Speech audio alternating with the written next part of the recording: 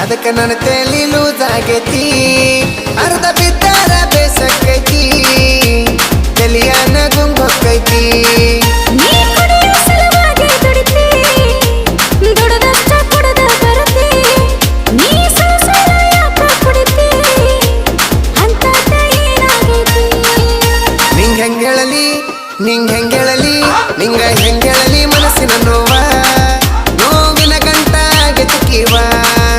ನೀ ದೂರದ ಸಂಬಂಧದವ ನಾ ಕೇಳ್ತಾನ ಹೇಳಮ್ಮವ